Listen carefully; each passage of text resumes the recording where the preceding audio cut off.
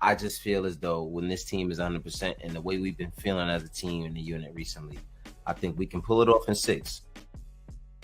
I'll never say I don't think you're a real Knicks fan if you're not voting for the Knicks in 6 or 7 or something like that. So I say Knicks. You know what? I'm gonna keep it a buck though. Cavs in 7.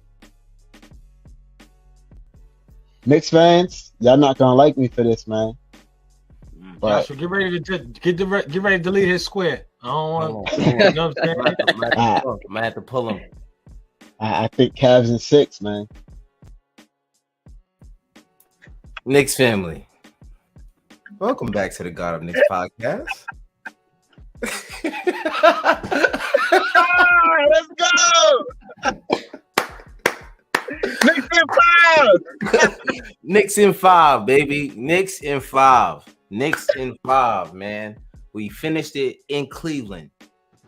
I don't even know what the score was because it doesn't matter. I don't care what the score was. I don't care what the score was. We won. We won the game. We don't have to play anymore in the first round. We are now completely done with the first round. The New York Knicks have moved on from the first round. What a feeling.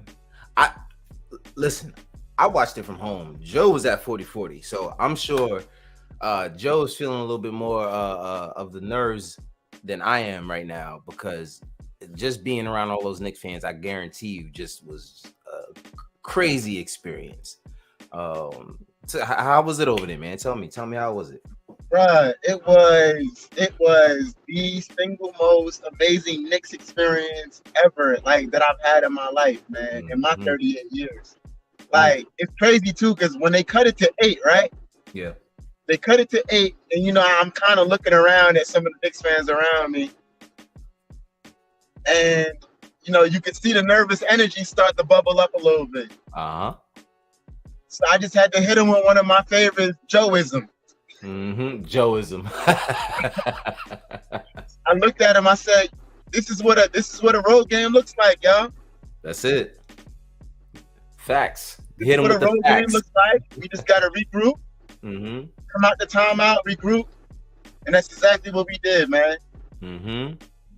That's it. And bro, and I remember I was at home and I had to hit myself with a Joeism. I'm like, listen, bro, like there's no way you could have expected these guys to sit here and win this entire game like without these guys fighting back at home. Of course they were gonna fight back at home. Yeah, of course. But one thing I said when Julius Randle went down, and I know everybody was worried, I said, well, this team kind of defends better without Julius. They defend better without Julius, and they're functional without him, bro. Yeah. Absolutely. So I wasn't worried. I was not worried, but you know, like I said, closing is probably the hardest game obviously. Out of all the games in the series, you have to close it. It doesn't matter if you're up by 20. That team is do or die. That team is going to go home tonight, no matter what happens. So they're going to play harder than you. So you had to expect some kind of run at the end of that game. And the Knicks withstood it, man. They withstood it. Julius, unfortunately, re-injures the left ankle, falling on Karis LeVert's foot. Very unfortunate, man, because he was definitely having a good bounce back game from the way he's been playing the rest of the series. 5 assists in the first quarter, bro. 5. He ended up with, I think, 6, but 5 in the first quarter. That's just ridiculous. You know what I mean? But Julius, unfortunately, he hurt himself. Good sign that he walked off on his own. He looked like he was in pain. He came back in street clothes. He didn't have a boot on. I doubt we see him in the first game of next series if it's on Sunday. I doubt we see him then. I don't want to see him on Sunday. I don't want to see him trying to force himself back, but I'm glad that we were able to close this game out. Shout out to the chat. Baron Mavis said, tell Donovan Mitchell to go wash his face.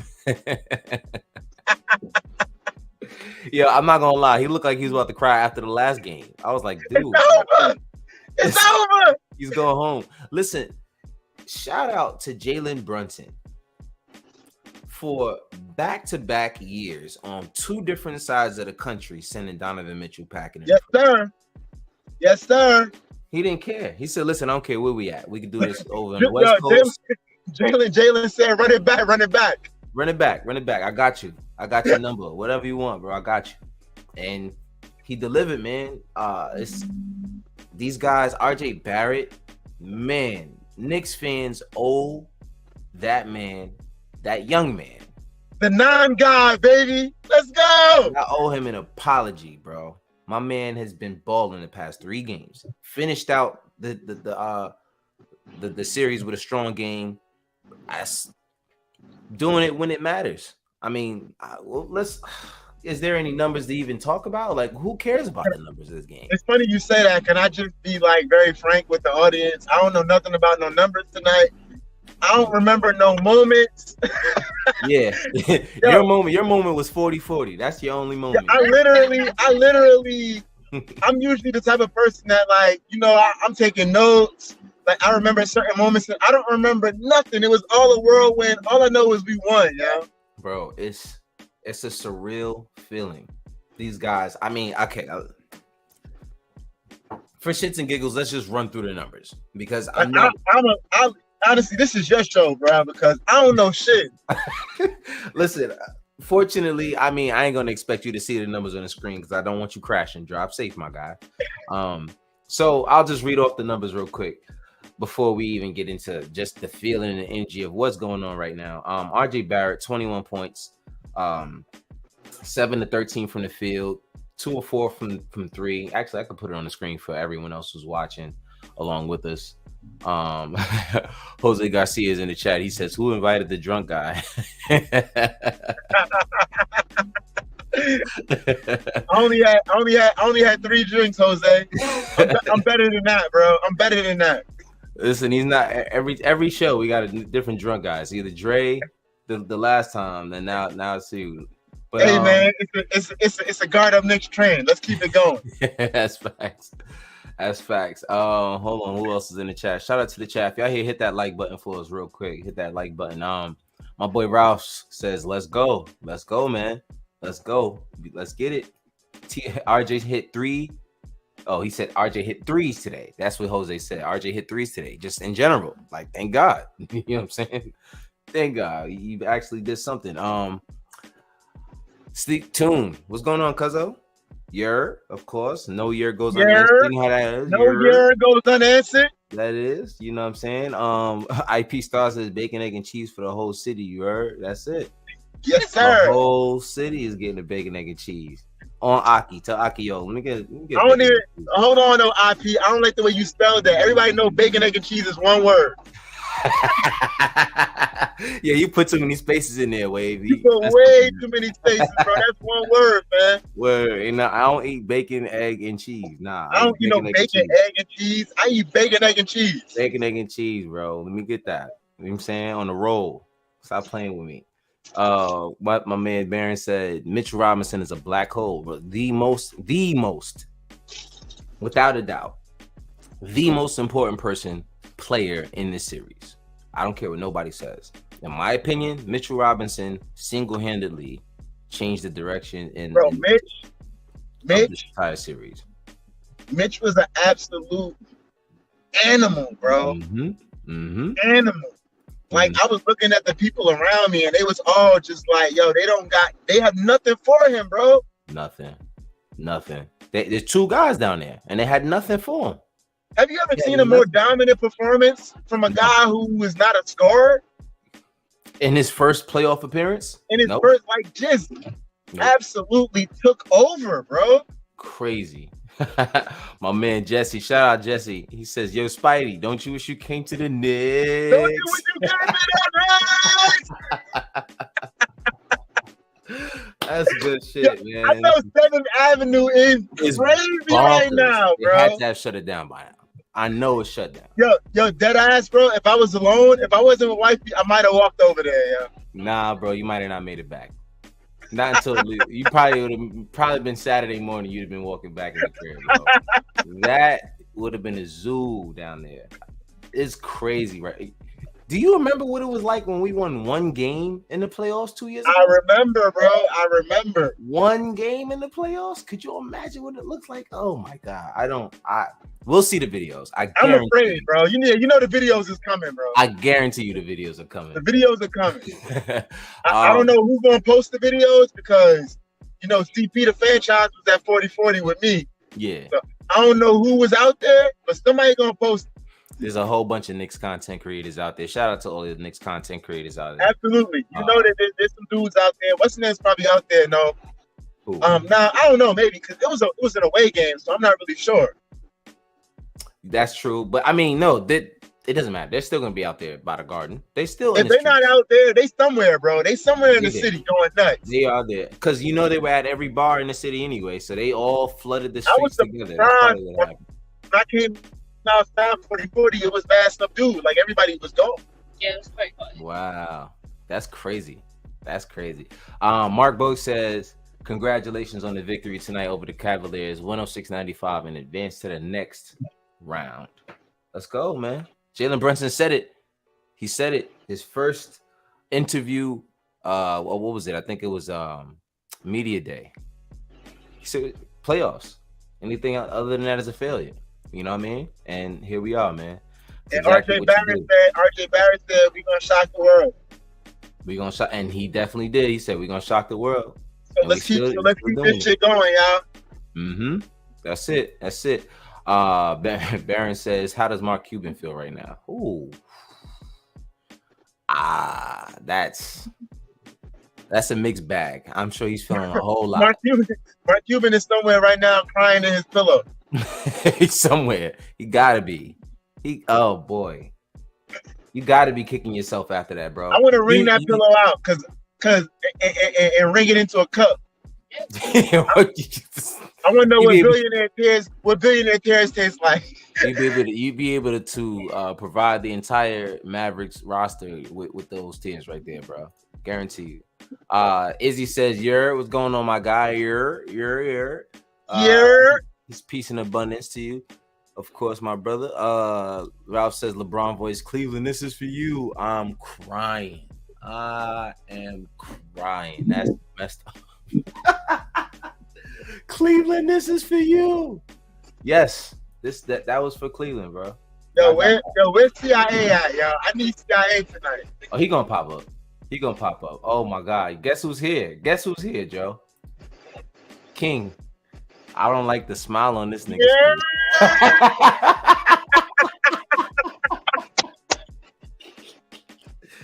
Oh, you went for a long night, Dante. Oh boy. Hey, maybe you get to experience our misery one day, but not today. Not today, bro. Not today. Enjoy it while you can. You know what I'm saying? So anyway, real quick, run through the stats. RJ 21 points, 7 of 13 from the field, 2 of 4 from 3. 2 of 4 from 3. He hit 2 shots from the 3-point line. 4 rebounds, 4 assists. Julius Randle before going out. 13.6 assists, 4 rebounds. 0 for 3 from the 3-point line, 4 of 9 from the field. Mitchell Robinson, man. Like, he gets the game ball. He has to get the game ball. How many offensive rebounds Mitch had, bro? 11. 7? 11. Bro. 11 offensive rebounds, bro. 11. Bro. That's not ridiculous? Come on, man. Bro. That's ridiculous, bro. 11. He had 11 offensive rebounds and 7 defensive. Who gets more offensive rebounds than defensive rebounds, bro? How is that even possible, bro? And Josh Hart had 10 rebounds, right? Josh Hart had, I think he did have 10. He had 3 offensive. No, he had 12 rebounds. 12 rebounds. 12 rebounds. Mitch had 18. Josh Hart had 12 rebounds. Josh Hart also, I mean, he was just hustle, man. Like, it's not going to show in the numbers. He only had 4 points, 1 block, 2 assists. I mean, he just everywhere. Only 1 turnover, 46 minutes on the floor. You know he was making 46 minutes of just being in Spider's shorts. Right. Just, bro. Spider was probably looking over at Tim's like, take him out. Like, yo, why is he still in the game, coach? Like, what's up? How many minutes you gonna play him? What are you doing? You trying to embarrass me, coach? What's going on? Shout out to Emmanuel Quickly for showing up today, man. This is I don't care. Yes, sir. Shout out to Emmanuel Quickly when it mattered to get him out of here. Get him out of here. Get him out of here. My man came through 19 points, 2 rebounds, 1 assist, 3 for 10 from the 3-point line, 5 for 15 from the field, and just being energetic, being all over the place. Joe sent the chat, the chat, a screenshot of what was it? His hold on. Now I gotta go back and look at it. You sent it in the chat earlier this morning. And I was confused because, oh yes, it says best defensive rating so far in the playoff. And Emmanuel Quickly, 80.8. It's just a bunch of names. Somehow Julius Randle's on that list, by the way, which is very interesting. But keep it a buck though, bro. We said on this show that Julius was pretty good defensively. It was game 4 where he decided to sell out. No, there was the last game in Cleveland also. Yeah. That was game 2. Yeah, the last game in Cleveland, but the last game in Cleveland, the Knicks were bad in general. The whole team was bad. Yeah, that's facts. The whole team was bad. So I mean, Julius Randle's defensive rating was 101.2, which is still top 10 in the playoffs right now. But Emmanuel Quickly was 80.8. The closest person to Emmanuel Quickly is D'Anthony Melton, and that's that 92.3. That's damn near a 12-point defensive rating difference that Emmanuel Quickly has been providing. Now, I don't know the updated stats from after tonight's game, but I'm sure it's just more of the same from Emmanuel Quickly. He had a crazy rotation tonight. I don't remember who it was on, but they still made the shot. But I just watched the way he got from like point A to point B, and it's really just it's 1-2, bro. It's effort. You know what I mean? Right. Like it's instincts too, though, because sometimes he be headed that way before the pass is going that way. Like it's instincts, it's 1-2. Like it's just that kid is special, man. Yeah, he's very important to this roster, bro. Like I said, he had to get it going. I didn't want him to go into the next series like not getting any rhythm at all. I needed Quickly to see the ball go in the hoop. I don't care how many times he missed. I just needed him to get it going and just to be energetic, yo. But that first shot that went in, tell me that wasn't the Cavs' worst nightmare. Oh yeah, they were like, no, please, no. Please. That first shot Quickly hit. I know Cavs fans had to be like, fuck. Oh, it's over. It's one of those games. I'm not gonna lie. I came in the house. I missed the first quarter. The entire first quarter, by the way, and like a couple minutes of the second quarter. So I was a little like surprised. Like, how the hell did I miss this much of the game? I came in and I started doing stuff. I'm leaving for Florida in the morning. I almost didn't do the show, by the way. It was supposed to be Joe and Rick, but things happen. And I'm not upset that I'm here because, to be honest with you, I was gonna show up anyway. But hey, there's not a better night to be here, bro. Not a better night to be here. If there was any night, the entire season that I was gonna be here was gonna be tonight. So, CIA is in the chat. He has arrived. CIA said, smoking on that big Cavs pack. Yes, sir. Mitch had more offensive rebounds and some cats had points. You're not lying about that, which is very, very embarrassing. That's crazy. Izzy said that Mitch just reach over people and no boxing out or nothing. That is the problem that I have with Mitch. Is he scares me. That's how he gets hurt. He puts himself in an awkward landing position every single time he jumps, and that scares the hell out of me. But as long as he can continue being who he is and was, it's hard to fault him for playing hard though, right? Yeah, exactly. That's the problem. It's like, you gonna tell him to chill out? Like, no, like, do your thing. You know what I'm saying? CIA says Rose knees mentored and Randall's ankles. Damn. Wow. You said Rose what? Derrick Rose's knees mentored Julius Randle's ankles. Yo, CIA is on fire already, bro. That's messed up, bro. That is so wrong, bro. They got D Rose out there playing chess right now. He don't even want to be out there. Jose said Cuban needs to go invest in some chemistry. Invest in some chemistry. I mean, I don't even know if if he has the pockets for that, because you know what I mean, he got his pockets for everything else, but chemistry is just one thing he's not doing. I don't know. Let's see. Cavs. He should have invested in Jalen Brunson. Shit, to say the least. You know what I mean? At this point, I mean, and I also saw another tweet. Someone was talking about Jalen Brunson in the series prior to last year, and I think they played. It was the Mavs and the Clippers. The Mavs versus the Clippers. And they closed it out, and I think they said Jalen Brunson scored 18 points in the last 2 games put together. So, and then they decided not to extend him. They decided not to extend him at that point. And he came back the very next year and went crazy in the playoffs and got Donovan out of here in the first round. I actually heard that he got benched, I think, 2 years ago for Trey Burke. Yes, he did. Just Mark Cuban. Hey, listen, man. Mark Cuban is the real MVP. I'm gonna tell you right now, what would really hurt is if they wound up getting the 11th pick. That would probably send Mark Cuban over a ledge, bro. I would love for us to get if you got the 11th pick. I'm hoping so bad that shit happens, yo. You have no idea. Bro, if we get the 11th pick after the season Jalen Brunson had, I guarantee you Mark Cuban is going to throw a public fit. I guarantee you he will throw a public fit because that's what he does best. Mark Cuban gonna send out a petition, bro. He did. He gonna swear that the NBA fucked him over. Or James Dolan. He's gonna blame somebody. Or Rick Brunson. Somebody. He's definitely blaming somebody, bro. Yeah. He's not gonna think that it was the lottery, the ping pong balls that went against him. No. He gonna think somebody was up to that.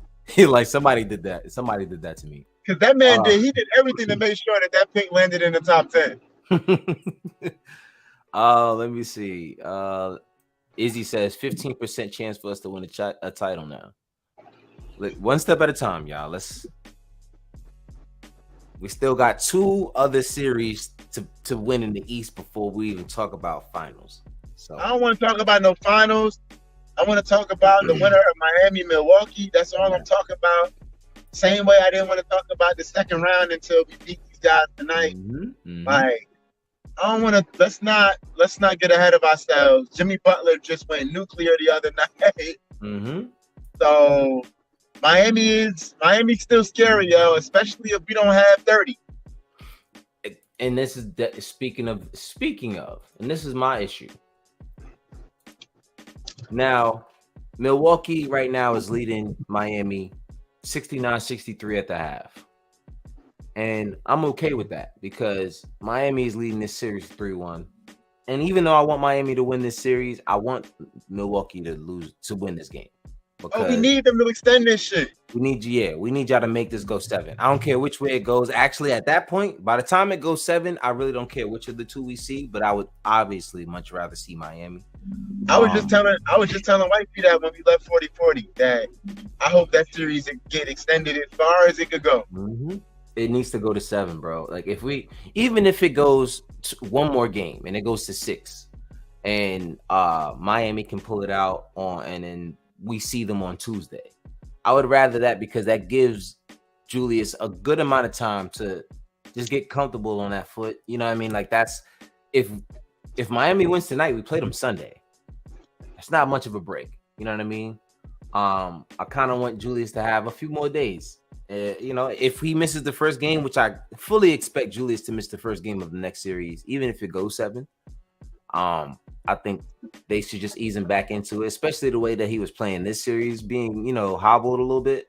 So I'm fine with him sitting the next game, but I want him to be as ready as he can be for the second game without being, still hobbling over that injury.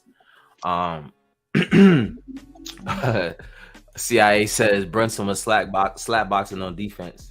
The slap box was coming. Yo, shout out to Jalen Brunson too, bro. Because defensively tonight, this was the best defensive performance I ever seen from Jalen Brunson tonight. it can't get any better for a guy that's obviously limited, like physically and everything, with what he could do defensively. Like, it don't get any better than what you've seen tonight. Like, he was terrific on both ends, man. Like, that guy he's everything that you could ask for in a leader, man. Facts. That's facts. And now, like I said, I don't want nobody else leading us. Nobody else. No blue collar guy who's went on the collegiate level twice. Like, nobody else has the experience for that position at this point. I just want Jalen Brunson and nobody else. I'm happy with it. Jesse says Mitch, IQ, Obi, and RJ all stepped it up when it mattered the most. Exactly, man. That's what these moments are made of. And that's how these guys will be structured. These are the moments that will create who they are as players. That's why I'm excited about playoff basketball, because whatever you see, however they end these series, however they play during the playoffs, the experience that they have here, they will carry on to the next year. And that's the kind of experience that you want. You want these guys who can handle playoff pressure.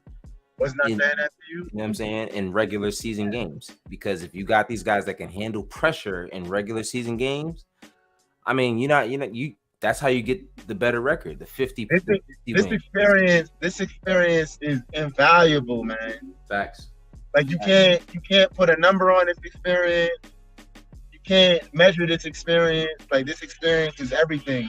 And think about those guys. I think there's 4 or 5 guys that were on the roster 2 years ago. Mm-hmm. I'm gonna say 4 because I don't count Mitch, because Mitch didn't play at all. You're right. And they remember that feeling. The same feeling that the Cavs is feeling right now. Yeah, they know that feeling. That go Yeah, home. they know that feeling, and they wanted no parts of it in this series, bro. Mm-hmm. Yo, actually, this series played out exactly how we lost. They lost exactly how we lost. Yeah. We only won game 2, and we had home court advantage. It's the same exact way we lost, bro. And to be honest with you, I would rather lose the way we lost, because we had a terrible team we lost. Losing with the team that they just now lost with, that's hard to swallow. That's a tough pill to swallow right there, man. That is, and like I said, I was telling somebody on the frozen envelope, like, they're the team that sold off everything to get Donovan Mitchell. You know what I mean? Mm-hmm. They're the team that basically sold the farm. Facts. Like, they sold all their draft picks, they mortgaged their future, and they got beat by the team that didn't mortgage their future. Facts. For the same guy. Like, you want to talk about ouch? That hurts, bro. That hurts. And I mean, shout out to the front office in that. Like, just that whole whatever you just said, just that's all the front office saying, you know what? I don't think that player is, or anyone is, worth giving up all of this right now. You know what I mean? So I do think there are 1 or 2 people that you in the league that you should consider making that kind of move for. But Donovan Mitchell's not it. And I always, you know what? I'm not going. So what I don't want to do is, I don't want to slam Donovan, bro. No, I'm not slamming him. I'm not slamming him. It's just the level that you give up those kind of players for, that Donovan just not that kind of guy. They gave up a lot, bro. Yeah. They gave up a lot. They gave up, I wouldn't say way too much, but just too much. As far as, like, they gave up a lot as far as future picks. The players that they gave up, you can live with the players they gave up, right? Yeah. Like, Laurie obviously turned into an all-star. Nobody's seen that coming. Nobody saw that coming. Right? And honestly, I don't think there's any guarantee that he would have been an all-star if he stayed in Cleveland.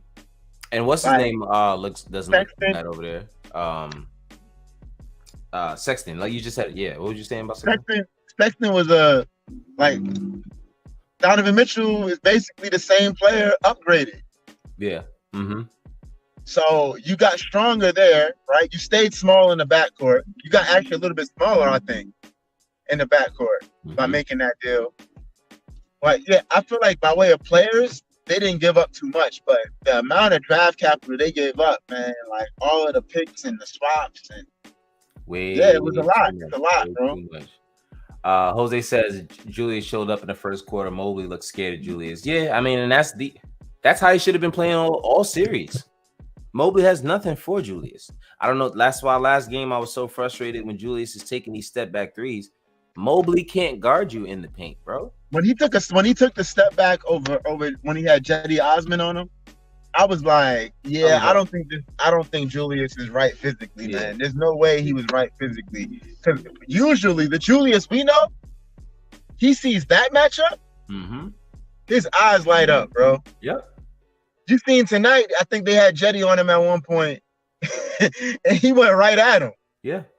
But this is why I need Julius Randle to have these kind of games in the playoffs, kind of like what I was just talking about.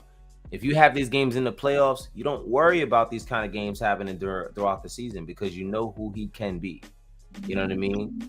So, but anyway, IP Star Wave says, yo, respectfully, fall back roll the D-Rose slant. Wave is not gonna take the D-Rose talk, man. I don't know. We love D-Rose, man. We love D-Rose over here, man. It's just Randall got to take care of them ankles. That's it. That's all I'll say. I'll leave it there. Ralph says it'll only be right for the Mavs to get the 11th pick. It's cool when they do it. It's a problem when we do it. Fuck them. You know what I'm saying? That's how I'm feeling. That's the fact, though. CIA says we slap boxing the whole. I don't know if you probably not gonna have time. I know you got your vacation coming up, but hopefully. Did we lose Joe? I think we lost Joe, y'all. He'll be back. Don't worry. Oh, there he is. What'd you say? You said you went up. It was crazy in there, man. You went out, bro. You started talking and then you said, I don't know if you're gonna be. You said your vacation and then you went out. Oh, my bad. Nah, I said I know you're going on vacation. I don't know if you're gonna have time, but I hope at some point soon you get a chance to chop up some of that video, bro. I got more on the way too. Oh yeah. I'll just send them. Just send them, bro. Just definitely. It was special in there, bro. It really was. Listen, I'm telling you right now, you lucky I wasn't in there because I wouldn't be able to be on the show right now. I wouldn't have a voice. I don't know how I do, bro, because I was yelling at the top of my lungs. I would not have a voice, bro. Last time, like you said, I went to opening night last year when we played the Celtics on opening night and we won in overtime. I had no voice the next day. I was supposed to go to a studio session. I had zero voice. Canceled. I don't know how I'm gonna be tomorrow though. I can't promise nothing tomorrow. You'll be fine. You'll be fine tomorrow. If you can, if I can hear you now, you'll be fine tomorrow. Guarantee you'll be all right. That was a tough pill to swallow for me. That was just boy. Anyway, CIA says we slap boxing the whole East. Get him out of here. Baron said, bro said he's smoking that spider pack, bro. That remind me of you ever see what's the Pat Mahomes pops, his dad? Oh shit. I think Did we lose you, Joe? Can you hear me? Nah, you ain't losing me. Okay. My car keys. Oh. I forgot the valet dude had them. And he left them in my left them in the cup holder. Oh, okay. Yeah, so Pat Mahomes' dad, when they beat the Bills. No, was it the Bills? Who did they beat before they beat the Eagles? No, it was the Bills. Yeah, it was the Bills. I remember Mahomes versus Allen. Yeah. So they asked I forgot what he said. He had a cigar. So they asked him. He said, "I'm smoking that Joe Burrow. He's smoking that Joe Burrow." I said, "Yo, his dad is hilarious." And then when they beat the Eagles in the Super Bowl, sorry to Toon and Dante if y'all still here for bringing that up. I know like PTSD for y'all. But when he beat them in the Super Bowl, he was like, "We smoking Philly blunts." Yo, that dude had me crying, bro.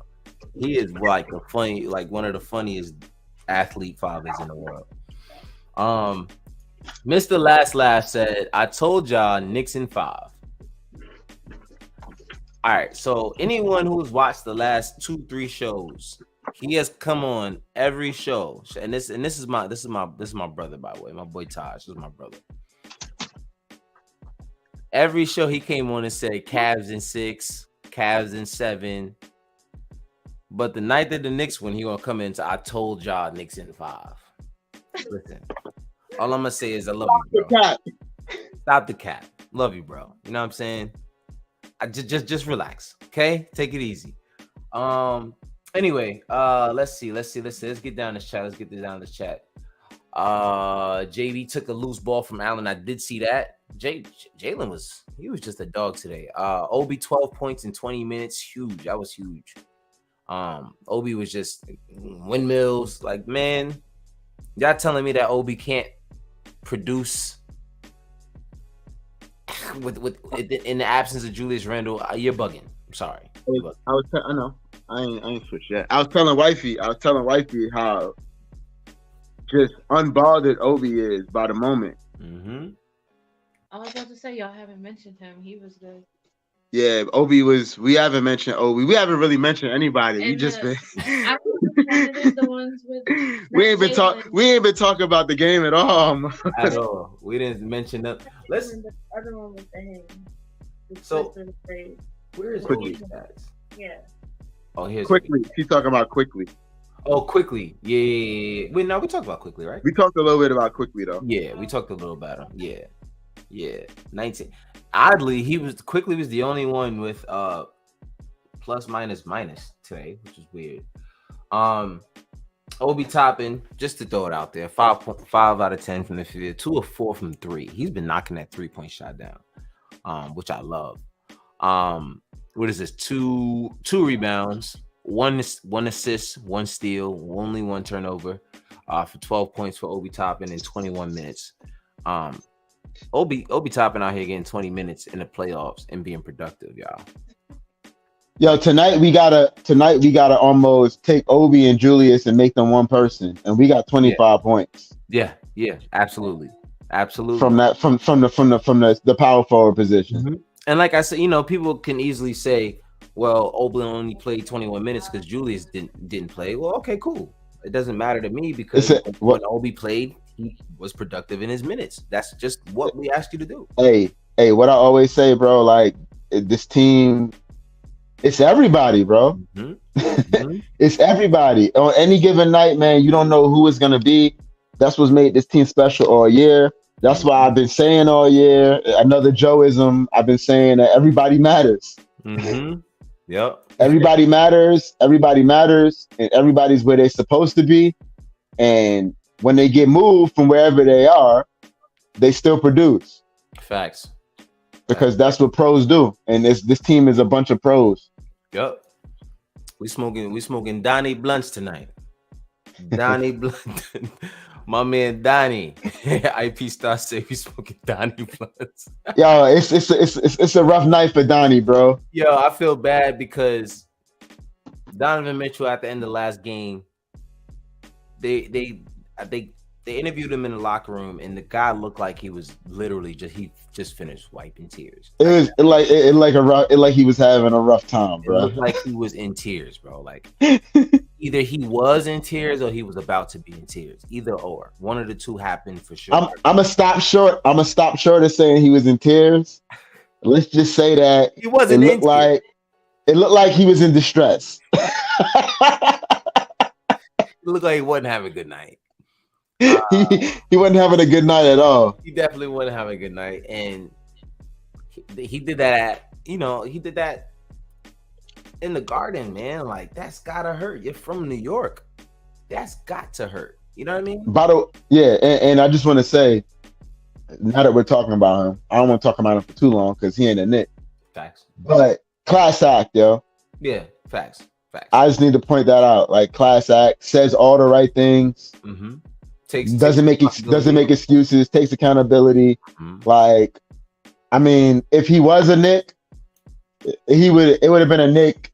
He'd have been the type of guy that we would be glad to root for. Absolutely. Put it like that. Without a doubt. Knicks tonight says, congrats, fellas. Appreciate you, bro. Appreciate you. Congrats to you too, man. Congrats. Like, it's crazy. It's Ooh, I don't want to get too excited. I Nah, read. fuck that. Get excited, bro. Nah, man. You know why? Because I should have never read this book. Shout out to Tim Grover, by the way.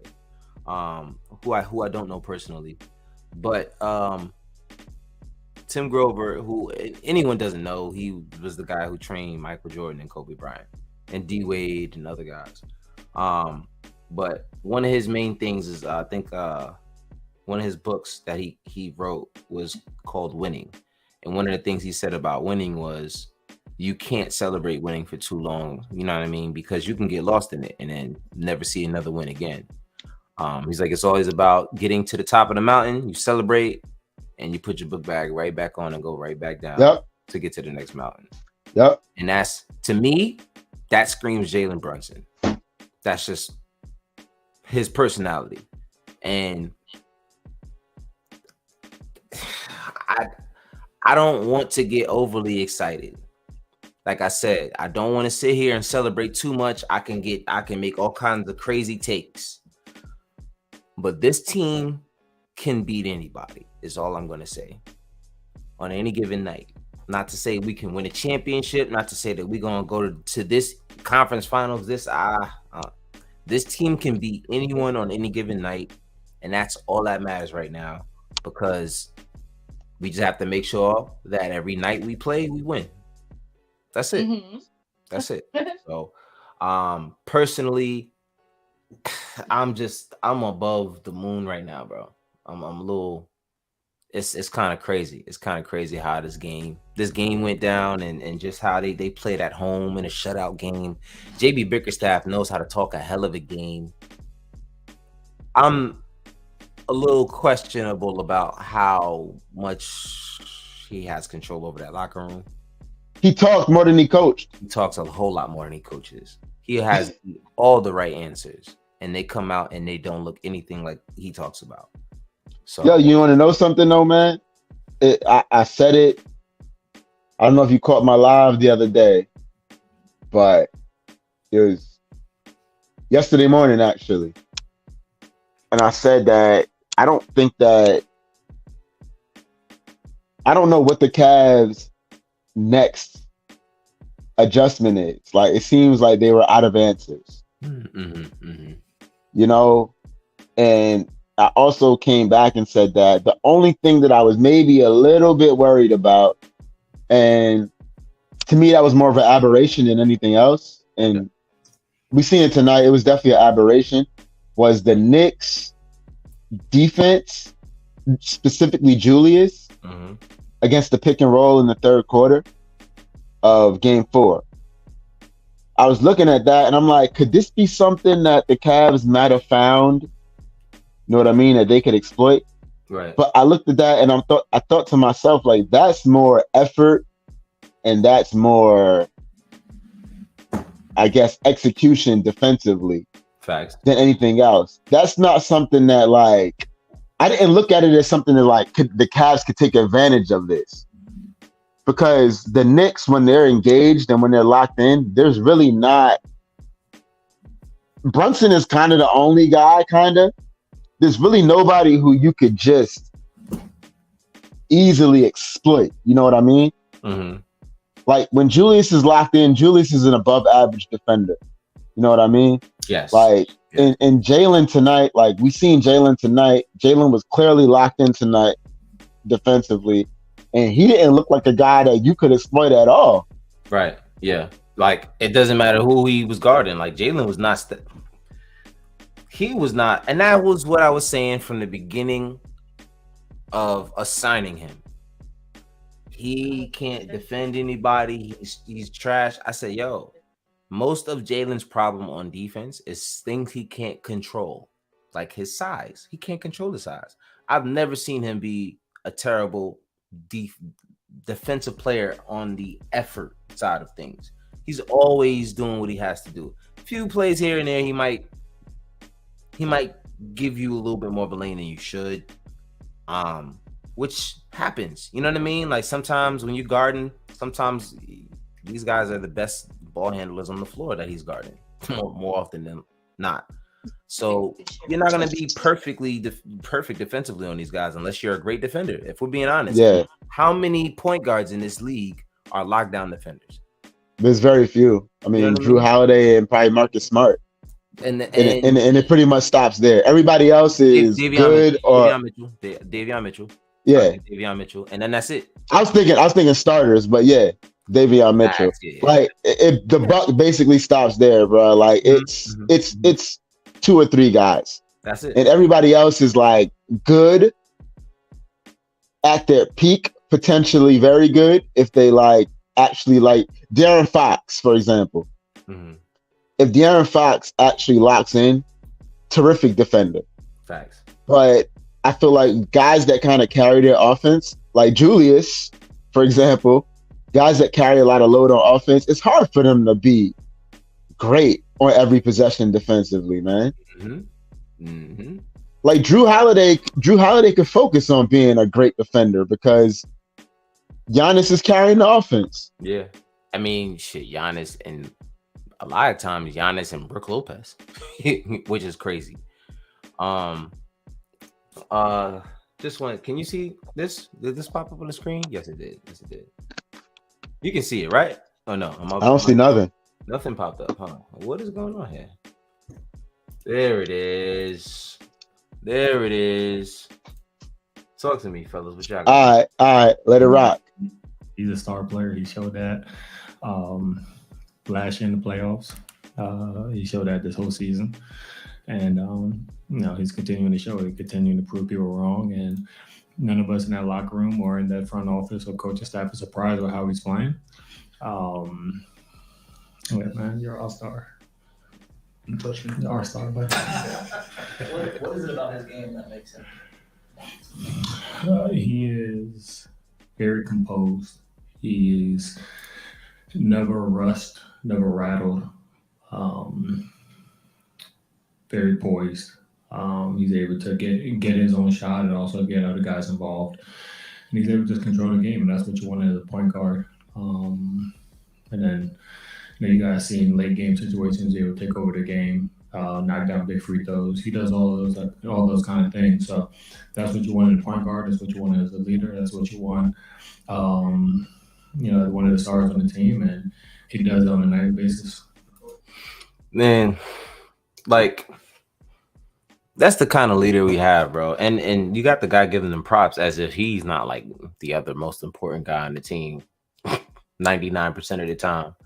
He broke it down as good as anybody could break it down, bro. Right.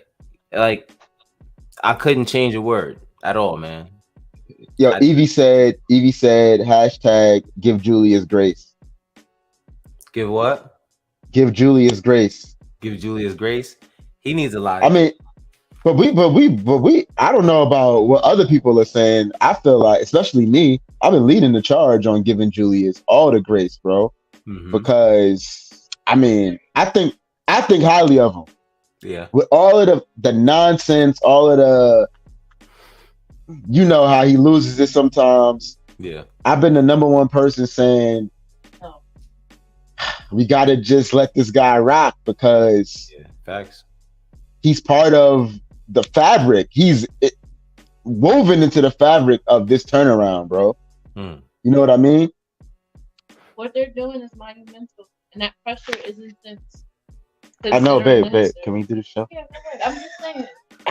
So don't ever say I don't be paying attention. No, I love it. I love it.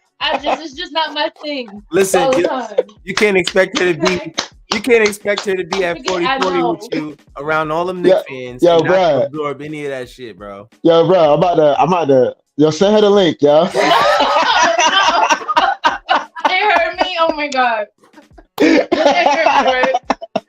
He said I'm about to send the link. Yo, you silly. He heard you. Oh my god. I'm just saying. Yo, I'm about to send her the link, bro. Well, no, you had me watching when it was Julius. Was it Julius Crawford or Julius? Whatever. Whoever Crawford. All right, so just to give you a backstory real quick, right? No since this is like A1 podcasting, right? Okay. So bring it in, baby. So to give you a backstory, she used to watch almost every game with me back in the day. Talking about Nate Robinson. She's at some point she sold out on me. I don't know when it was. I just stopped watching because I was disappointed because they changed all the players, which I understand why. So she's the type of person that roots for players, right? Yeah. Like, but we obviously root for the jersey. So back when it was Jamal Crawford and Nate Robinson, Translucent, and No Grace, Zach Randolph, all of those guys, like that was her squad, bro. And when all of those guys was gone, I was she was heartbroken. she was crushed. I was like, damn, and I don't think she watched the Knicks game since. That's not true. I have watched here and there. Don't come for me. Yeah, right. No, I'm gonna be honest with you. Yeah, could this show get any better, bro? Don't say I don't pay attention. Bro. I just named what team was that? What year was that? That was a long time ago. That was a long time ago. Nate Robinson, that's a long time ago. No Grace, Zach Randolph, that's my nickname. I'm gonna be honest with you, Joe. Not many people's wives can get on air and talk about Knicks players at all. I don't even think my wife can tell you more than I don't know two stuff, people but I like on the players right now. So, Mrs. Joe's transition. What they say? Don't make fun of me. No, this is an extension. This is an extension of Joe's mentions. Joe, don't make me jump in the chat. Nah, jump in the chat. We love it. Hold on. Come here. You got put it back on the screen. Oh God, what? Look. This is Joe's.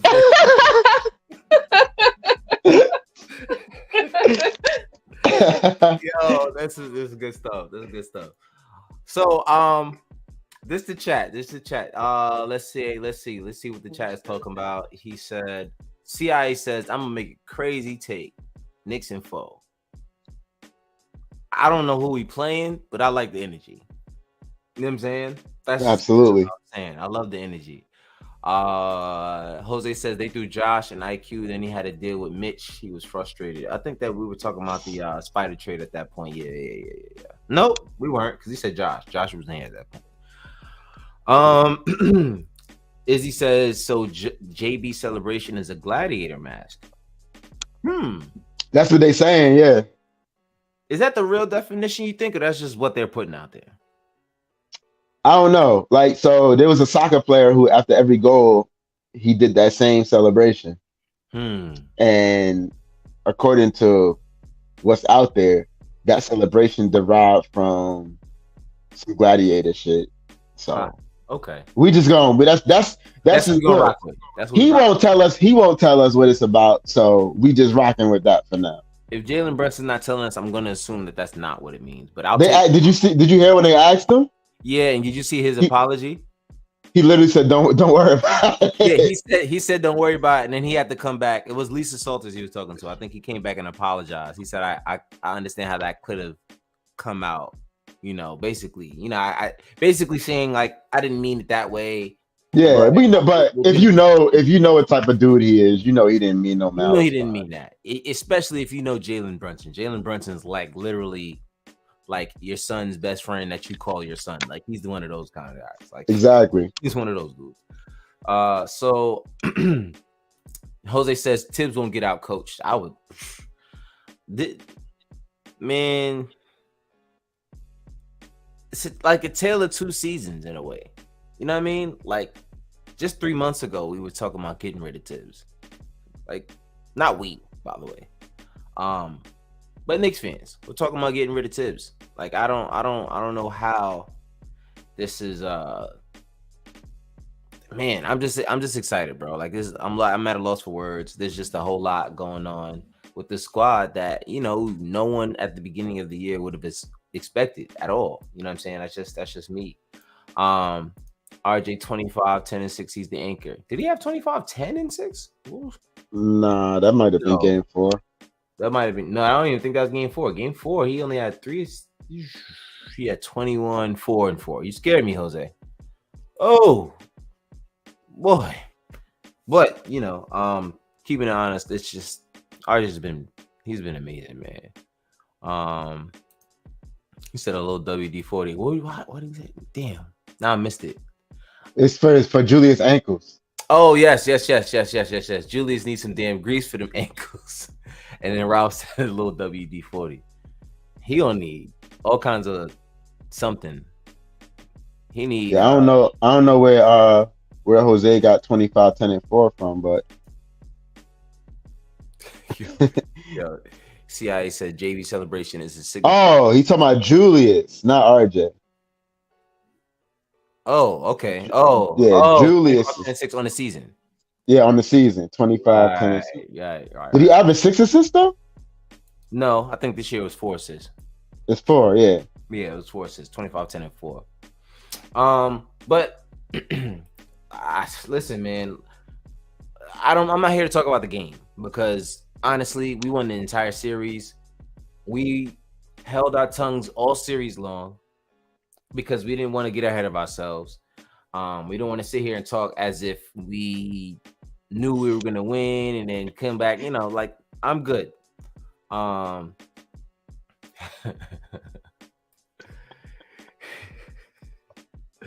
Yeah. Yeah, you are a crazy dude, bro. My man said Jalen Brunson celebration is his signature slapbox technique, the backhand. Yo, I don't know what's up with you. You are crazy, bro. But listen, man, like I said, what is the game looking like right now? I'm looking at the Bucks versus Miami game. Miami down 16. Miami is down 16. It's 102-86 with 11 minutes left in the fourth quarter. So good. This is what we want. We want Milwaukee to drag this game out. I mean, this series out as far as you can. Giannis pulls for 3, and I'm not too scared of either one of these teams, bro. Yo, it's hard to believe that Quickly was 5 of 15.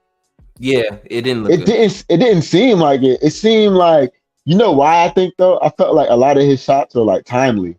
Yeah, true. Like it felt like he lit it up tonight. Mm-hmm. Donnie is in the air as we speak. Donnie finna be in the air after I get off this live. You know what I'm talking about? It didn't even seem like Jalen was 8 of 22. It didn't seem like it either. Yeah, but it been this type of series though, bro. Like the shooting numbers are not gonna fucking jump out at you in this series.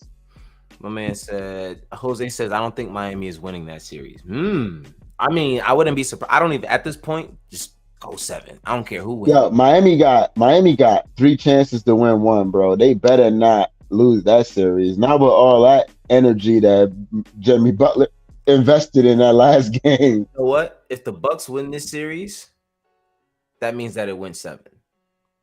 Yeah. So, well, yeah, because they can't win it without going 7. So I'm low key hoping that they push 7 games. That's just it. I went from Miami's up 3-1. I'm happy to now I'm like, wait, slow it down, Miami. Chill out. We need y'all to get a little bit tired. You know what I mean? IQ shot a lot when the shot clock was down. That too. Yeah, I agree with that. He had to take. You know what I mean? Just because of just how the game played out. Ralph says IQ also got some crucial points at the line, so his numbers didn't look. Yeah, that's facts. That's facts too. They definitely towards the end of the game they just fell apart. Go ahead. Nah, somebody was saying that I forget. Let me look back. IP Star, he said the Cavs crowd didn't help at all. They was dead as I swear I looked at Wifey in the first quarter and I was like, this crowd is stunned. Like, you want to talk about silence? Like, you know what it felt like, right? Yeah, you know what it felt like. That shit felt like Madison Square Garden, bro. In the nervous when the nervous energy sets in, bro. Mm-hmm. Not even that. Like anytime in the Garden, like big games, when that nervous energy sets in, the Garden gets incredibly quiet. I say Like it all if the the Knicks time. have a lead at the Garden, Mhm. and that lead starts to slip away, the Garden gets Quiet. very quiet. Like I say, it's like I say all the time. It's the PTSD. It's all of the times we've been ahead, all the times we've been in games, all the times we've come back from losing down by 20, and they're in the game, and then something just goes wrong. So whenever the Knicks go down by a certain amount at home, Madison Square Garden can be just as terrible when you're losing as they are for you when you're winning. You know what I mean? Yes, sir. They can definitely take you out of your game just by you missing a shot. You know what I mean? Like if that shot you miss, it could have been Quickly's first shot of the game. If we were down 15 and you took that last shot that made us go down by 17, the Garden is going to let you hear it, bro. And it just it affects you, bro. It's crazy. Yo, nah, CIA is crazy. The Cavs But knew we only came back to Cleveland and dropped them fools off. That's a fact. yo, Jose. Not only so the first play of the game was a turnover, right? Mm-hmm. And then the first timeout that they called, right? Because the Knicks got off to a hot start. Mm-hmm. First timeout they called, they turned it over out of timeout. Yeah. Mm-hmm. That was bad. Yeah, like those are really bad signs in a big game, bro. Because usually, first play of the game, you know what you're gonna run. Yeah. Mm-hmm. Like immediately, right? The first play of the game. Usually those first few plays are kind of scripted. Yeah. In the first quarter. In fact, like a lot of the teams usually run the same shit at the beginning of the games. So when you botch that first play and then you botch a play out of the timeout the way they did, it's a bad look, man. Yeah, it's not good. And then the thing is that once you have that negative energy going on, it's pretty much over. Like it's almost like it doesn't go to like 0-0. It's almost like you're down by 10 now. You know what I mean? It's like that's just the feeling of it. So, question: if we play the Bucks, clearly they have home court advantage, right? Yes. And if we play Miami, we get home court advantage because we beat them in the season series. Indeed. So, which series, which would you feel more comfortable doing? Being that we are a good road team, and what our Garden crowd is like, is there any preference for you? Not to really give the team. Say it doesn't matter what the team is. Does home court advantage for this squad matter for you? Nah, I don't think home court advantage for this squad matters, but I do think that the matchup matters. Mm-hmm. Playing the Heat and not having to face you got me still? Yeah, I'm with you. Okay. Not having to face the threat of like a legit stretch five bodes well for the Knicks. Also throw into the fact that Miami is incredibly small. Mm-hmm. I think that bodes well for the Knicks. Mm-hmm. If the Knicks don't have Julius, they could play that small lineup with Josh Hart and RJ Barrett in the front court. Yeah. Milwaukee is a problem. Just because they're so big, you know what I mean? Yeah. So, yeah, I prefer... We thought the Cavs were big. Yeah, but this is the different type of big. This is like legit big. Different, yeah. Yeah. Like those guys are big and like skinny, bro. Like the Cavs are not going to get pushed around. Portis, Brook Lopez, these are like legit, strong NBA vets. Veterans. Yeah, not young. That was why those are boys, bro. Mm-hmm. That we just played against. That's why I wasn't worried playing the Cavs that much because of the experience. Like I said, that Buck series. We'll be playing against men who've won a championship. By the way, Great point. Yeah, so I definitely if I had a choice, I'm taking Miami just because I don't know what Julius's health is like. Mm-hmm. And the idea of being able to run that small lineup on a regular basis, Yeah. I like that because that lineup is hell. Yeah. Mm-hmm. Well, that lineup is. Speaking of that small lineup, IP Star said, "Did y'all see the small lineup Tips had in for like 50 seconds at the end of the third?" And, well, he had it in that he closed with it too. Mm-hmm. Mm-hmm. Yeah, he closed with it in the fourth. Who was the five in that line? Was it Obi? Nah, we had a legit five in there. It was either Obi or it was either Mitch or Hartenstein in, but I think it was Hart. It was Hart, and RJ also up front, and then the backcourt was Quickly and Brunson. Okay. I don't mind Hart, RJ, and Hartenstein or Mitch being like that second line of defense. I really don't mind that.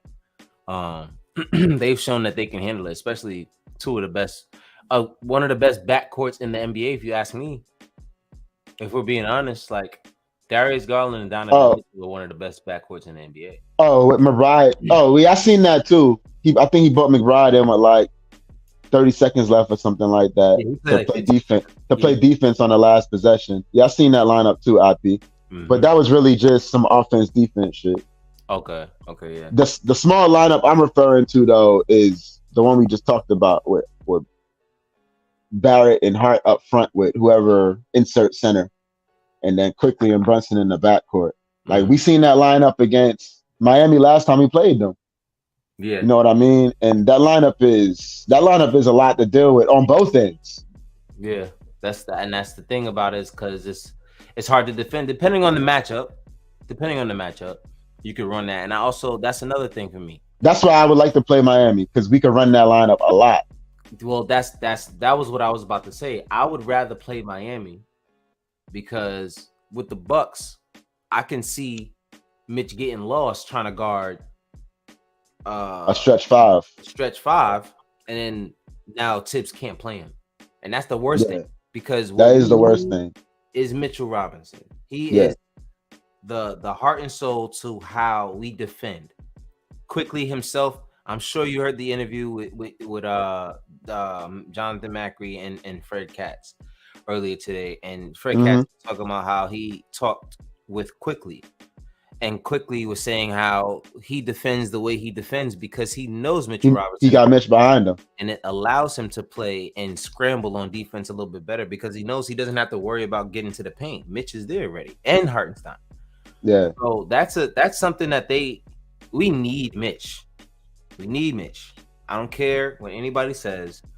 Mitch needs to play, which is why I would like to see Miami. Yes, Bam Adebayo is a great player, but he can't stretch the floor like that. And I think that's where you have a problem with Mitch in there because if your Bam Adebayo is going to be trying to create offense from the foul line down, this is going to be a tough series for you. Yeah. This is going to be a very tough series. I feel like that's what made this series so difficult for Cleveland because there's two things that Cleveland don't have. Miami has one of the two.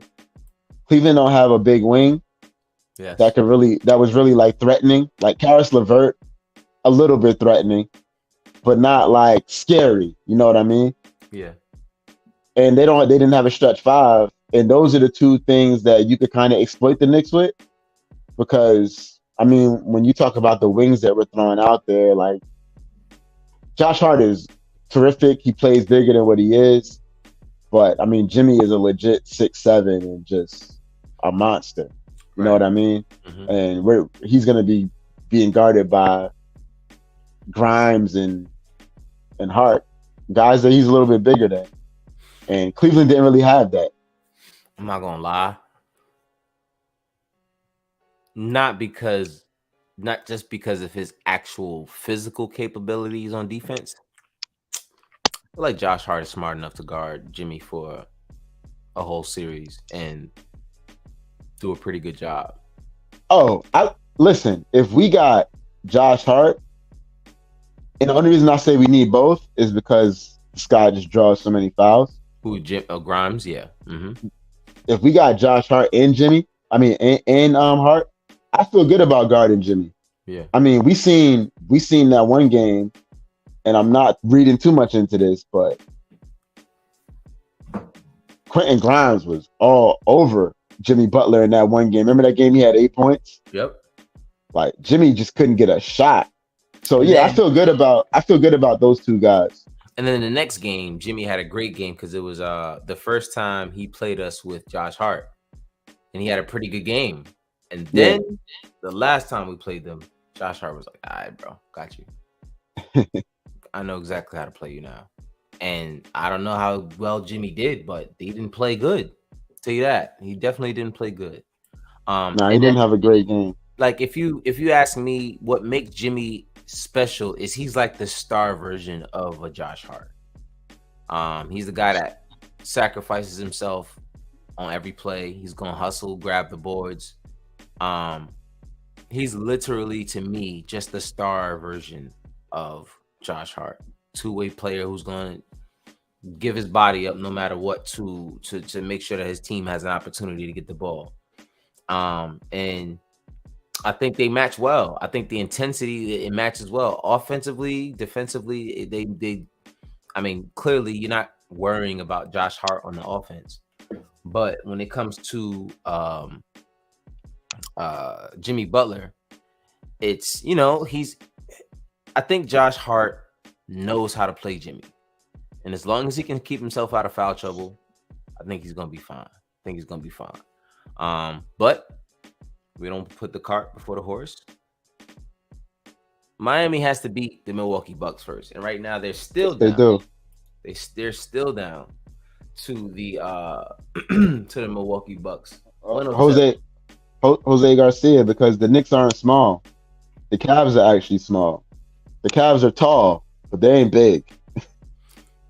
He say, how can Cleveland let the Knicks small team beat them? No post up mode. We talked. Are you talking about the end of that game? Yeah. Well, yeah, that's because. Listen, you could throw it. Mobley is not there yet. As far as throwing it down to Mobley and like telling him to like physically go get it, you know what I mean? Go physically back down Josh Hart, right, and score over him. I mean, sure, he could try. I invite him to try. Yeah. If that was going to be their offense in the fourth quarter, and that hasn't been their offense all year, go right on ahead, bro. Every single time. So to answer your question, Jose, that's just not how they play, bro. Facts. They play through their guards, and their guards weren't good enough. Yeah, and that's been the issue. If Darius Garland isn't having a great game, I mean, the thing is, you look statistically, they had a good game. Darius Garland had 21, Donovan Mitchell had 28. But then you look at everybody else in that squad. I mean, Karis LeVert has 17. But your next guy that scored double digits was Isaac Okoro.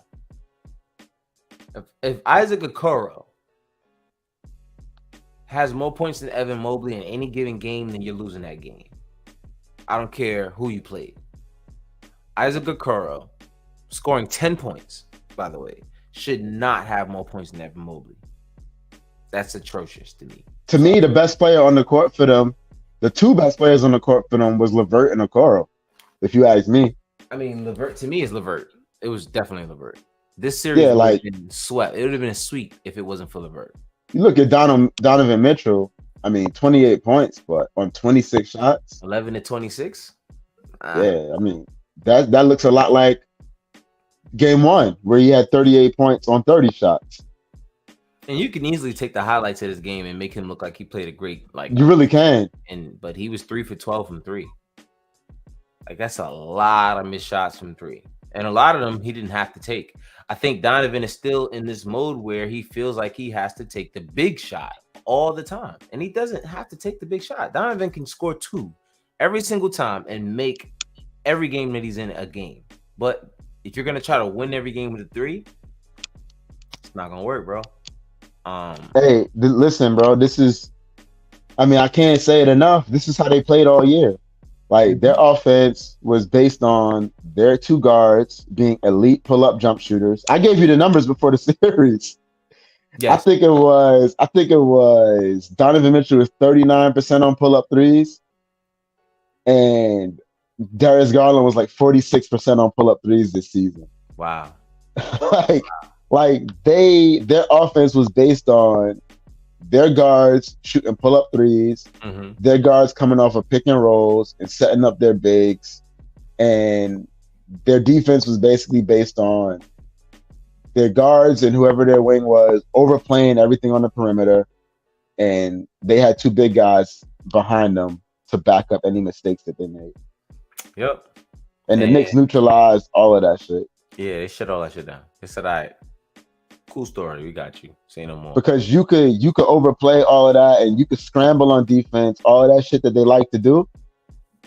But if you can't, you're facing the number one offensive rebounding team in the NBA. So all of that running around that you're doing, you're not in position to rebound. We're gonna pound you on the glass, bro. Good luck with that. And did you see? Yeah, it's crazy. Did you see? It's so crazy how like I know it's not always the way to go. I learned that. Cavs in 6, but I know it's not always the way to go. But the numbers do matter. And something happened in today's game that brought a smile to my face.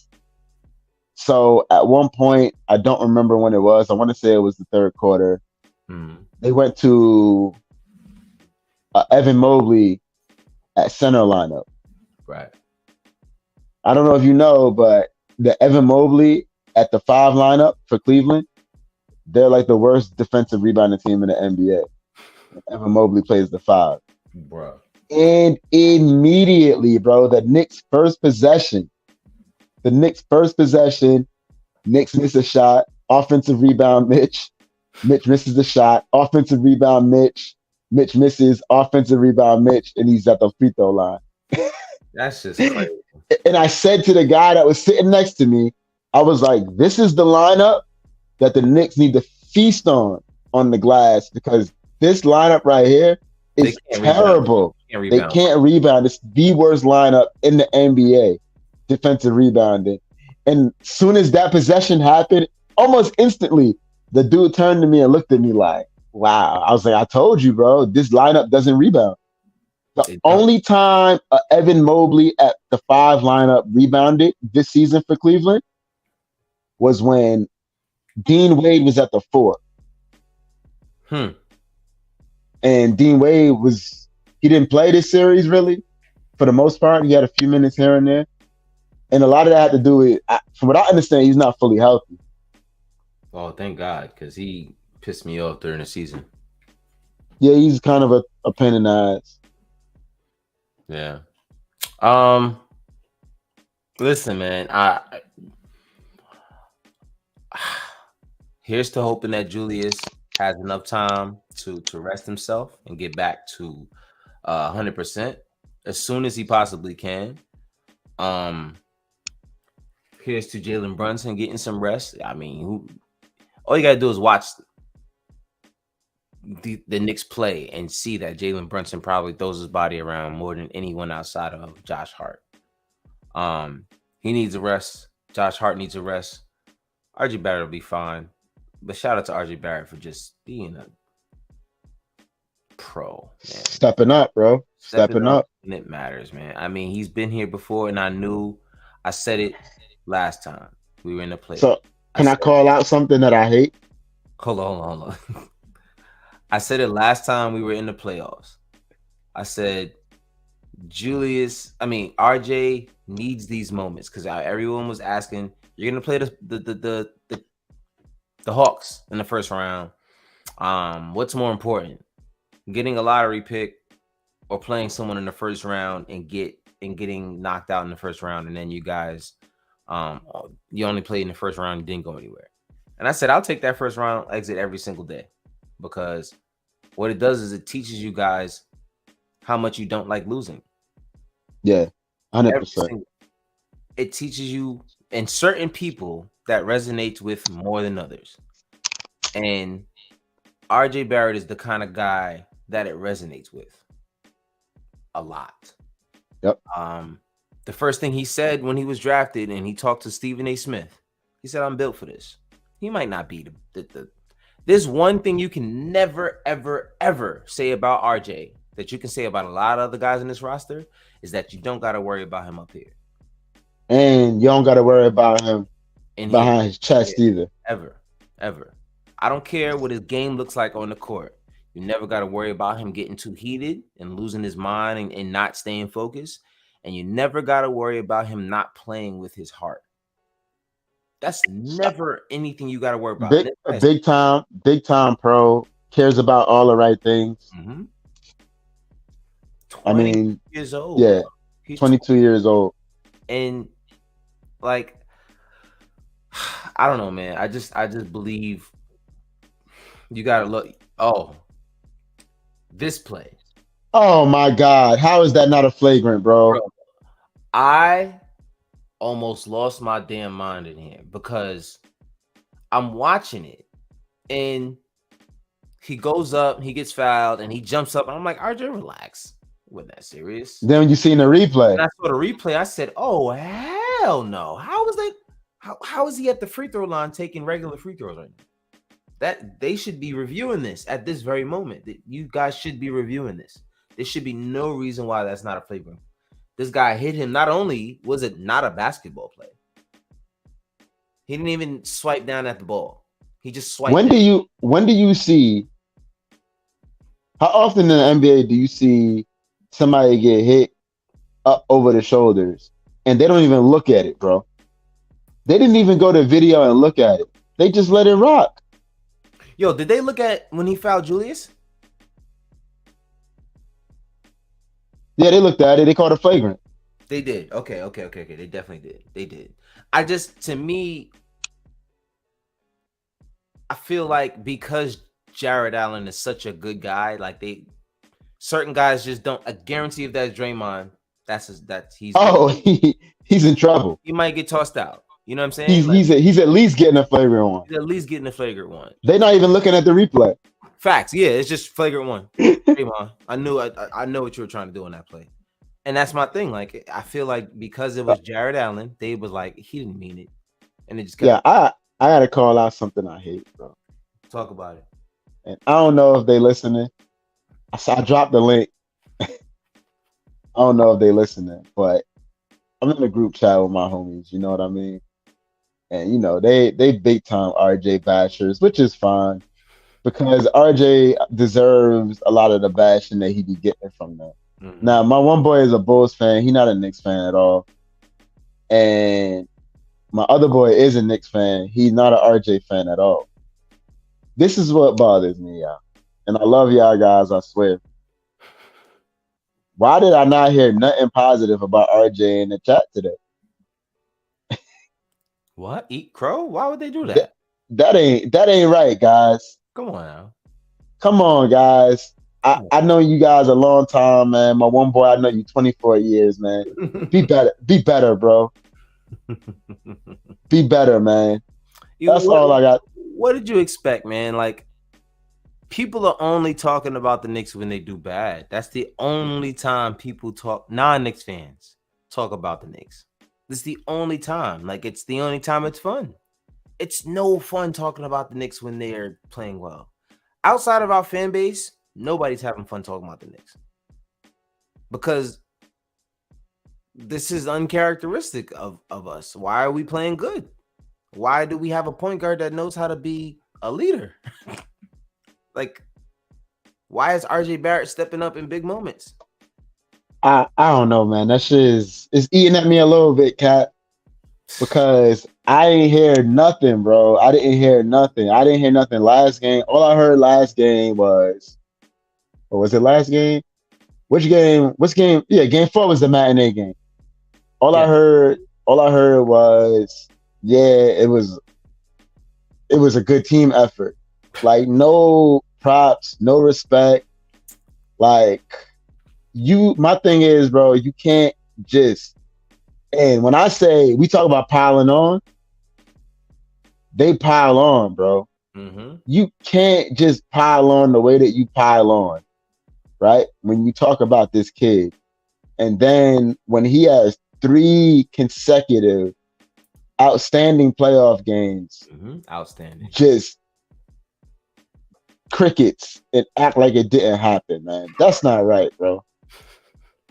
I'm not surprised, man. Like, these people, when you think you know basketball, right? And I mean, we're guilty of it too.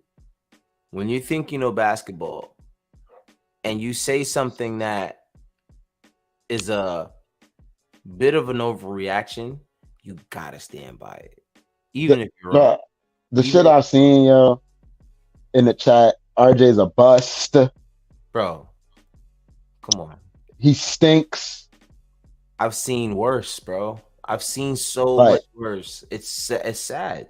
He's a lot of things, right? If he's a bust, he is the best bust of all time. That's a fact. That's a fact.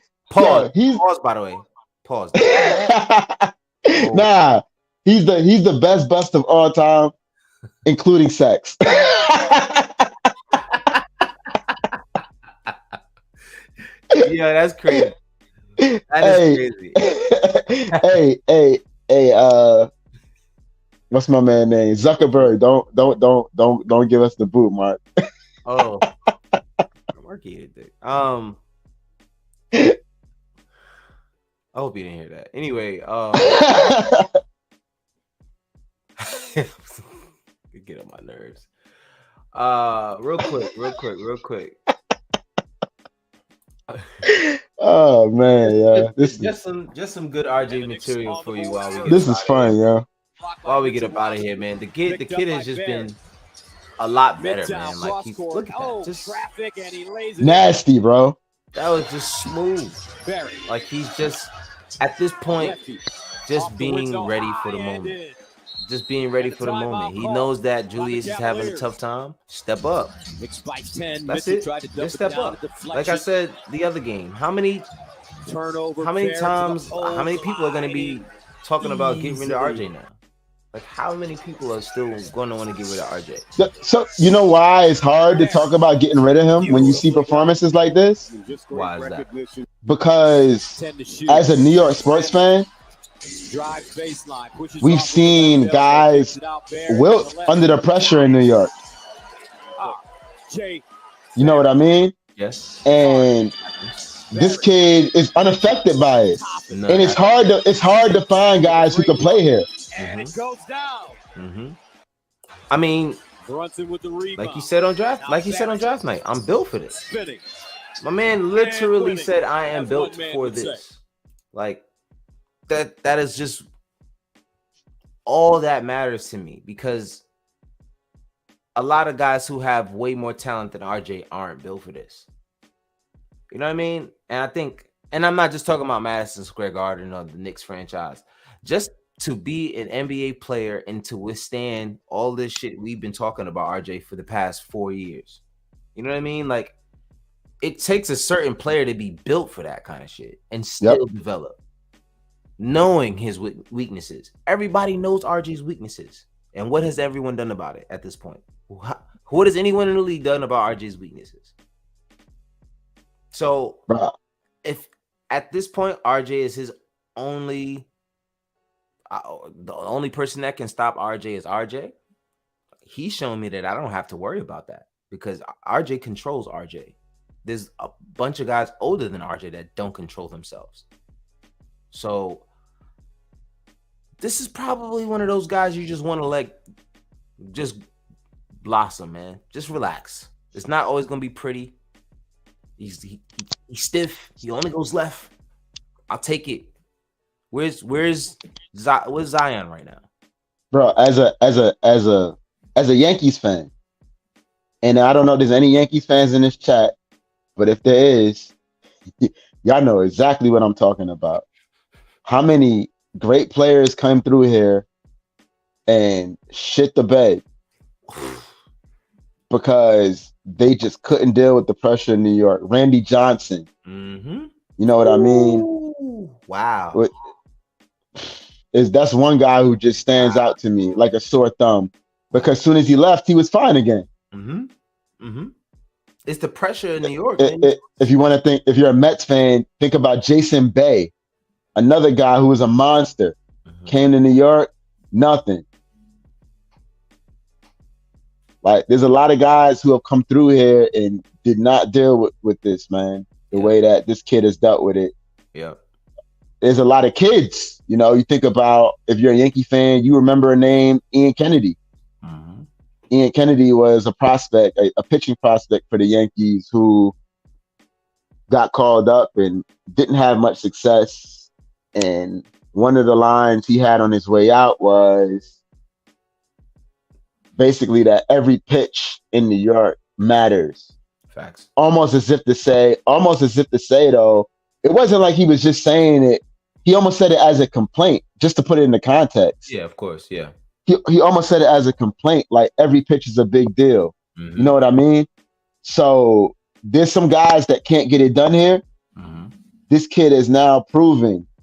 We already kind of knew that the moment was never too big for him, but now we got full-on confirmation that the moment is not too big for him. And I'm glad that he played like shit. Yeah. The first 2 games of this series. Because you got to see him come out of that. You know what I mean? And adjust. Yeah, exactly. Boy. And a lot of guys would have played like shit to start the series, heard all the rumblings, because RJ hears everything. Trust me. He does. And then they would have crawled into a shell even further. Where this kid is just like, okay, I hear what y'all saying about me. Duly noted. And he went out and he got it done. And he proved, and that's, you can't have anyone like that and then put them with Jalen Brunson and just let those 2 guys grow together, bro. Let him learn from Jalen, because that's the kind of guy. Like, I think he did a lot of learning under Julius, and Julius is a good leader in some aspects, but I think on the mental side, that's where you need to seek out Jalen. I think Julius is a great physical leader, getting in the gym and showing everyone that you got to put the work in to get to where you need to go. But mentally, like, Jalen Brunson is just built a little bit different, man. There's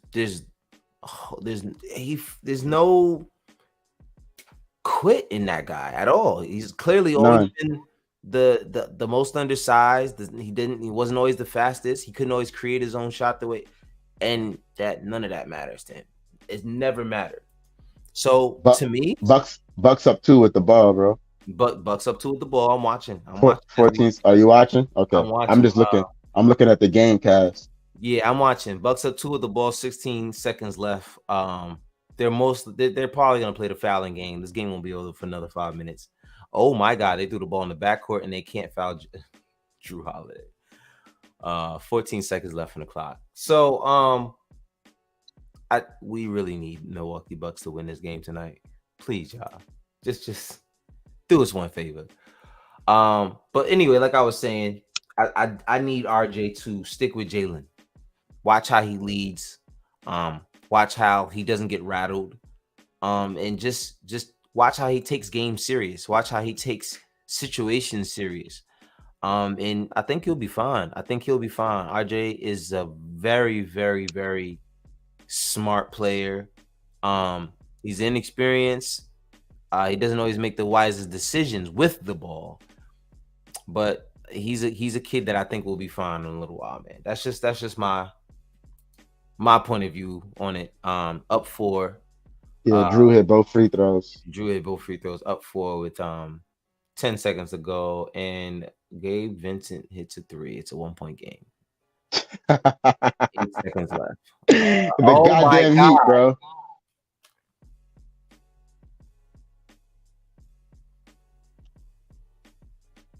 Wait. I don't know what's happening. So Gabe Vincent hits the 3. They try to inbound the ball, and Drew Holiday throws the ball to Middleton. Oh my God! And the ball. They called the foul, but they called the foul on Kyle Lowry, but they're gonna challenge it. So We'll see. It might be Miami's ball, down 1 with 6 seconds left. Yikes. And our night is not over, just like that. No, it is not. All right. Buckle up, boys. Buckle up, man. This is what we asked for, y'all. We asked for Miami, so we can't cry when we get them on Sunday. So, yo, listen, man. Let me tell you, the fact that we could sit here and even talk about playing anybody in the second round of the NBA postseason, that in and of itself is a beautiful thing, man. Does it really matter who it is at this point? Yep. Just go out and beat whoever, man. Like I said, we can beat whoever on any given night. Jose says, Miami wants to win this to not have to deal with RJ. I mean, Julius. He meant JR. I think he meant Julius. Yeah. Yeah, Jose been all over the place with his initials, but I'm picking up what you putting down. He knows what you mean. He gets you. he gets you. They are reviewing it. Let's see what they say, man. Let's before we get out of here. Let's just see how this ends. Oh my gosh, I don't know. I don't know, man. I don't know what they're gonna call with this. Let's see what they're talking about.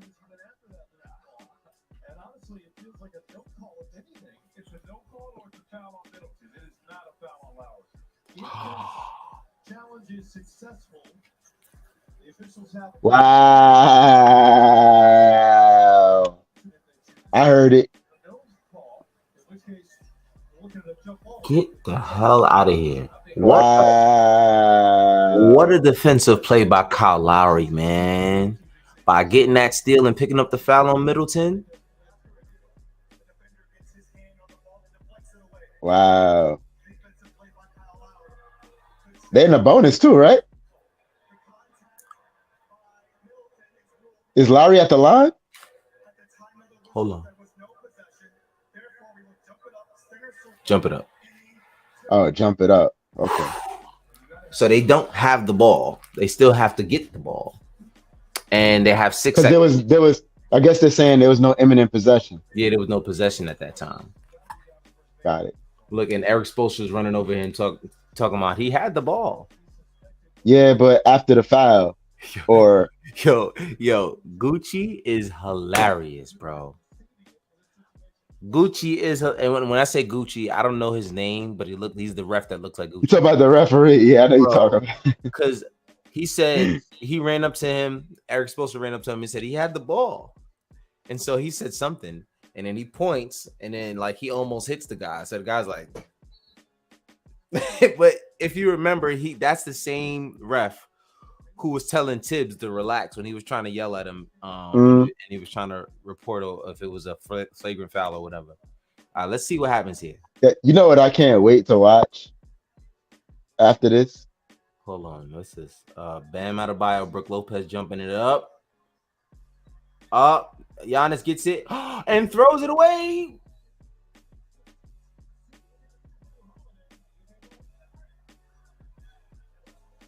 Okay. Drew Holiday, he saves it to Drew Holiday. Drew Holiday gets it, and they foul Drew Holiday. So I'm assuming that the Bucks, first of all, I don't know what kind of pass that was, Giannis. The Bucks is doing everything in their power to give this game away.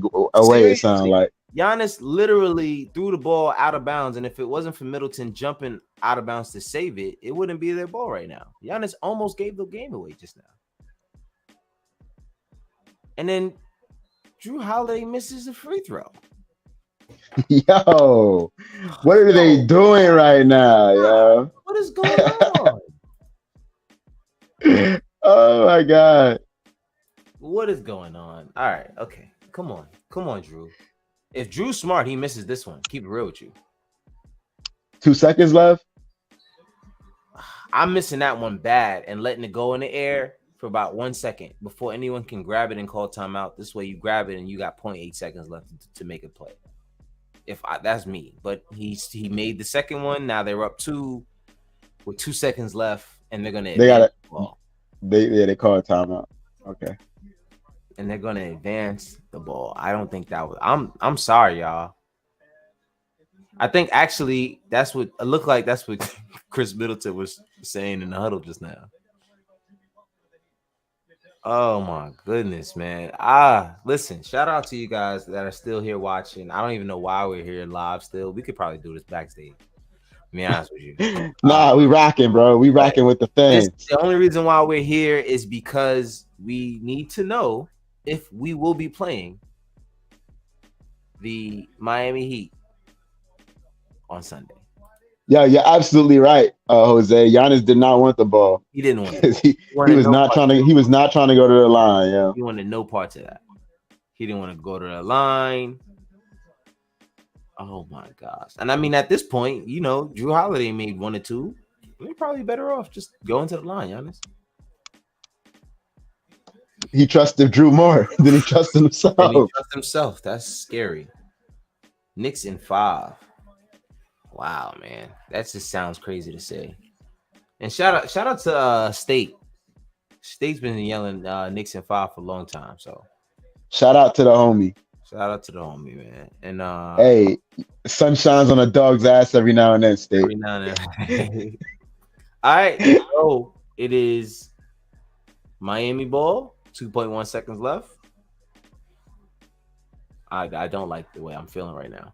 I don't like how this feels. I don't know what's about to happen, but I don't like how this feels. Nah, they didn't score. They didn't score. I don't think so. Hold on. It just say 0.5 seconds left. But I don't know who got the ball. They didn't score it could. Oh no, Jimmy fucking Butler, bro. Wait. Jimmy fucking Butler, bro. Are they about to go to overtime? They're about to go to overtime. Knicks family, I love you guys. Yeah, we can't do this all night. I can't. Plus, I want to go watch. I want to watch this overtime live. Watch this game. I cannot believe this. This guy is. He's a monster, bro. I don't want to see. They have to. Milwaukee, can you guys win tonight? I almost would rather see Giannis than this guy. This guy's a monster. And then the only caveat to playing them is that they don't have Victor Oladipo. They don't have Tyler Hero. You know what I mean? Like they already have problems scoring. That's that's the issue with that squad. They can't score. Yeah. But Jimmy Butler is everything to them. They got 118 tonight though. Man. All right, so Bucks and Miami Heat are going to overtime. I'm gonna go watch that game. And continue packing. It's 12 o'clock. I gotta leave in the morning. Can I close this out real quick? Go ahead. So, a wise man many times has uttered 3 wise words on these very YouTube airways. Mm-hmm. I'm going to leave you guys with these 3 words. This fucking team. In the wise words of Jonathan Macri. This fucking team. This fucking team. Peace, folks.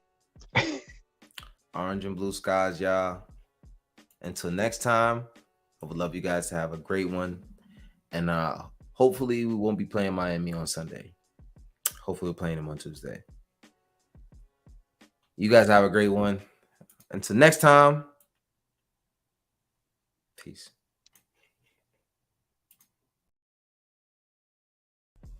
Knicks fans, y'all not gonna like me for this, man. But Joshua, get ready to delete his square. I don't want. You know what I'm saying? I might have to pull him. I think Cavs in 6, man.